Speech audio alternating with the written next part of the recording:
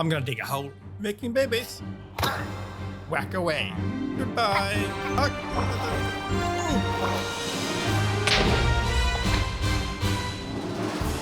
I'm Sky Starfighter, Galactic Hero, and this is my single-player world. Last episode, we connected all the buildings with these paths and made these crop fields. Uh-oh. Why are you always interrupting, and what are you doing on the roof? Well, as long as you stay there, you're no harm. But stay up there. We're gonna push him off. Uh-oh.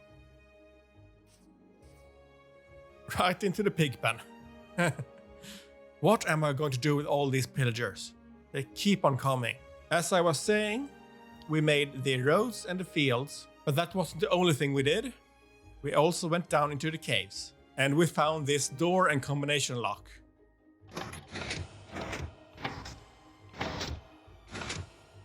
I still don't know what the combination is, but I have an idea what to try out, but we'll save that for later in the episode.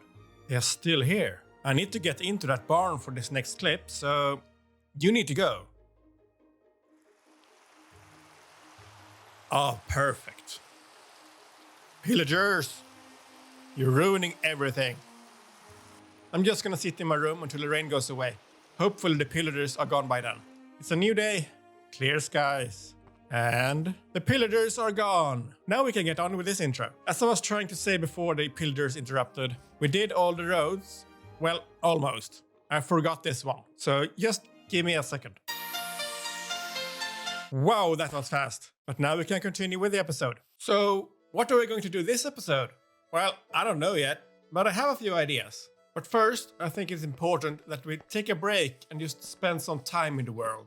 Just calm down and look around, see what needs to be done and how I feel about things. So let's do that. I wanted to capture some horses and put them here. These grass fields are just empty and boring, but I'm not sure what to do with this yet, but I need to fill them with something. This is a nice spot. Could put a bench here. Rest a little. While harvesting crops manually is quite relaxing, I think I want an automatic farm for this. I would like to have an automatic wool farm, but that requires observers, which require quartz, which I don't have access to yet. So we can't do that yet. Wow, that was loud. I would like to make an armor stand statue diorama here, and all over the village. But for that, I need a good source of heads. Maybe I could make a farm for heads. I don't like the harsh transition from just dirt to grass. So maybe I could smooth this out. And that goes from the other side as well here. This transition is a bit harsh. Oh, I want an armor stand statue diorama here. With two boys fishing. Like that scene from Brothers Lionheart. That would be cool. I made this hidden staircase leading up to nothing. But I want something up here. And as with the barn, I don't like this very harsh transition. This whole area should be covered in dirt and other debris. Overall, this lumber area needs a lot of love. And this quarry is just ugly. I want to put railings and support beams, maybe a crane. That would be cool. I don't think I need to improve my storage system yet. This works fine for now. This view from a front porch could need some cleaning up, like especially that part. Could make some farms for these as well. Well, at least the cactus, because that works just by itself. Sugarcane would need that observer, or I don't have quartz. But this needs to be cleaned up. It's ugly.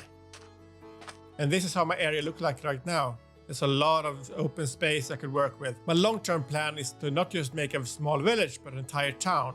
With a town hall, city guard, market, maybe even a dock and a pier and trading area, blacksmith, and just a lot of housing. Over here, I want to make a castle. And if I have a castle, I want to make walls around the entire area. So I have a lot of big plans, but I can't do all of it right away. Especially not in this episode. But it's a plan. It's a vision. So what should we do today? There's so much to choose from.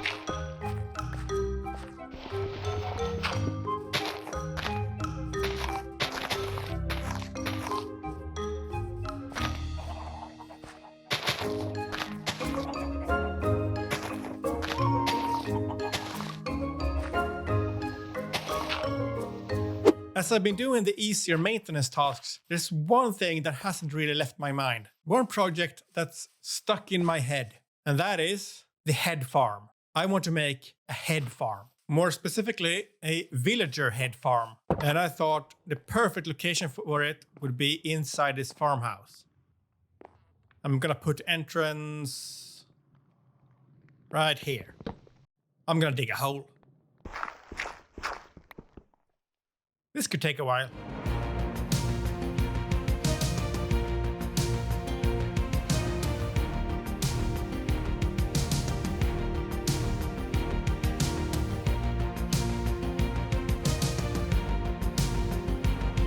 Well, that was annoying. Of all the places I could dig down, I had to dig down right among water-filled caves. Everywhere you see cobblestone, there's a water-filled cave behind it. And those magma blocks are naturally spawned, which means we're probably under a water-filled ravine or something. As I said, annoying. But now the space is cleared out, and it's time to put in the farm. So, how's this farm going to work? Well, let me show you. To get villager heads, we first need villagers. So this will be an infinite villager breeder setup, with a farm on top and then some water pipes beneath. The baby villagers will be pushed into a growing up chamber, where the children will be separated from the adults. The adult villagers will then be pushed into this corner here, where a minecart can pick them up through the corner. And this minecart will then place the villagers right in front of me, where I can either kill them right away or place workstations to change the type of villager to get different kinds of heads. That's the plan. But I hear you asking, but Sky, villagers don't drop heads. Well, they don't in the base game, but I have a data pack that makes mobs drop their heads, and this includes the villagers. This is the rough layout. Now it's time to build all the parts. I'm about halfway done with the farm, and I thought I'd give you a progress update. We have the villager breeding setup, the villager aging setup, and the villager killing setup. In the upper part of the villager breeder, we have a carrot field, and we will have 2 farmer villagers. When those 2 villagers are breeding, the baby villagers will try to pathfind to beds we will place in here later, but will fall down this trap hole. The baby villagers will fall down into this water stream and pushed along until this block where the sign is. A baby villager is smaller than 1 block, so they will not touch this water source. But when they grow up, the adult villagers are taller than 1 block and will touch the water and swim up. That way, this chamber will only contain adult villagers. That brings us to this contraption, which is the killing chamber. When I press this button, a redstone signal will travel to a dispenser with a minecart. We shoot out a minecart, travel all the way to this corner, and pull out a villager through the corner, go back to the activator rail, and place the villager on the hopper. Here I can kill them with an axe or a sword, and the heads will collect it in the chest. If I want a different kind of villagers, I just replace this block with a workstation. So let's give it a try. Push the button, minecart goes away, picks up in the corner, comes back, wiggles a bit, place the villager, I kill them, get head. The only thing missing now are the villagers. But before we head out to the village, I want to give a shout out to SlashPixel. I watched a lot of different tutorials on infinite villager breeders just to get an understanding of how the mechanics work. Most of the villager breeders I could get working and could even make my own design for them, but I couldn't make them infinite. It wasn't until I saw SlashPixel design that I understood what I had done wrong. It all comes down to this trapdoor. You see, in most designs I tried, the trapdoor was placed like this, and in some cases like this. And while both of these work for a regular villager breeder, to make it infinite, I had to do what SlashPixel did and place the trapdoor like this instead. So, like this. And open. This, for some reason, made the villager breeder into an infinite villager breeder. I think it has something to do with the pathfinding to the beds, but I'm not quite sure. Now, let's get the villagers.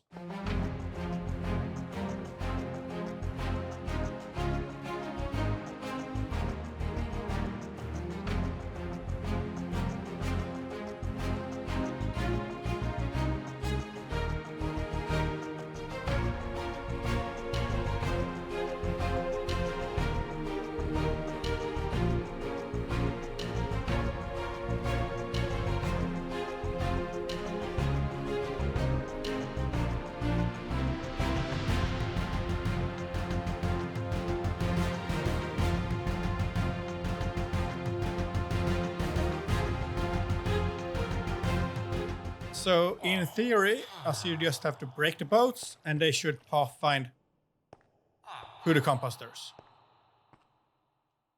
So let's give that a try. F3 and B. Boom. Yes, good. All the way up. And you too. And oh. No, not this one.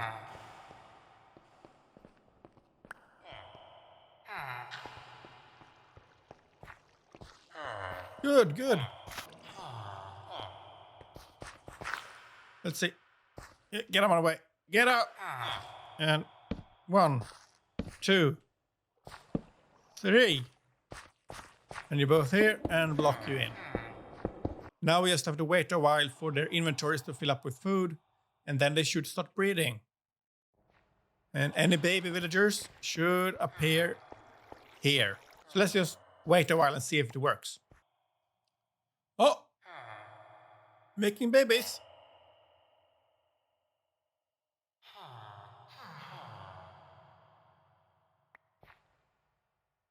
Yes! It worked! Now you should run to the beds. Come on.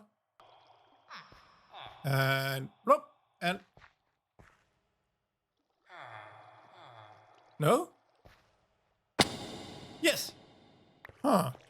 Why are you stuck?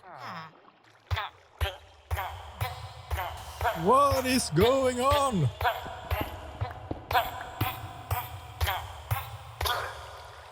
Well, I clearly have some kinks to work out. Give me a few hours.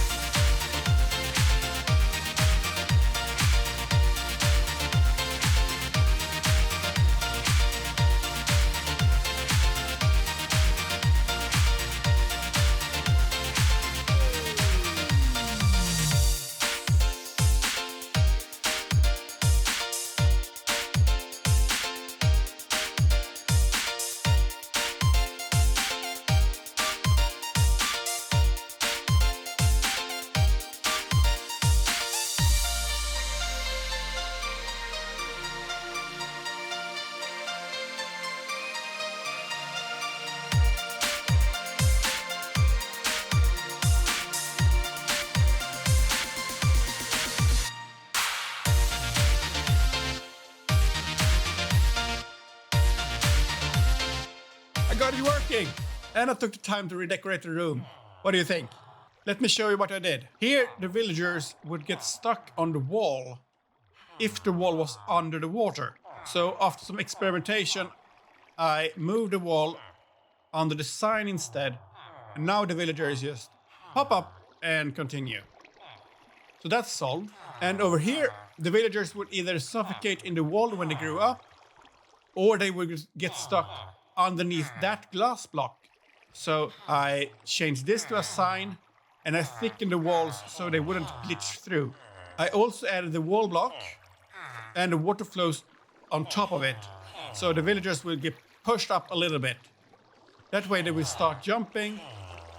The baby villagers are too short to reach that water source, but adult villagers will reach it and then they will go up into the chamber. And as you can see, it's working quite fine. I AFK'd for about an hour and got 6 villagers from that. So not too bad. The only thing left to do is to give it a test run. So here we go. And villager! And he can't escape. And now I just whack away. And we got a villager head. I already had 3 from trying before. And I also want to try to change the workstation to get a different kind of villager. So let's... yeah, I made all the possible workstations so I have them easy accessible. Let's give this a try. So I change this to a lectern, press the button, get a villager. He does not see it. Yes. I have to wait a second. And we whack away. And we get a librarian head. Good, it works. My first farm. And it works. Great. As for the room itself, I wanted to go for an abandoned laboratory down in the sewers kind of look. And I think it turned out quite well. However, there's one thing left to do. Because as it is right now, this is an infinite villager breeders. Which means this cell could get very full if I don't kill them off regularly. So I want an off switch. And I thought the easiest way to do it was to control this water flow. If it goes to the right, the villagers goes to this aging cell. If it goes to the left, they would be pushed down into a hole of lava or something like that. I will probably need 2 pistons, some redstone, and the lava. Shouldn't be too hard. There we go. On. Off. That was easy enough. All we need now is to put... Come on. Put in the lava source. Where can I get some lava? Have I seen that before? I saw some lava deep down in the caves. I will have to go back there. Oh yeah, this reminds me. We need to figure this one out as well. So much to do this episode. We'll be back here soon. But first, lava. And there is some down here.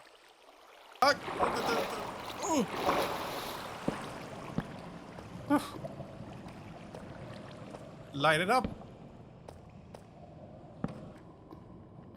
And it goes even further down. Nope, I'm not going down there, not yet.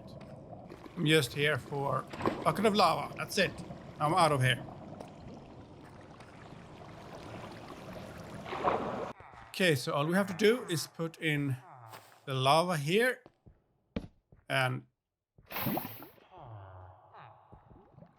block it off somehow. So, there we go. The farm's done. Let's see if the off switch worked.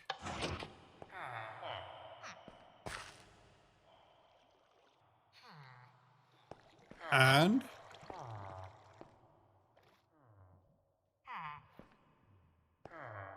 goodbye. Yeah, it works. Good. It is time we do something about this door.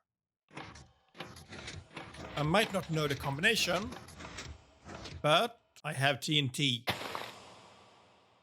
If I survive this, subscribe to not miss the next episode. And if I don't survive, well, it has been Sky Starfighter, signing out.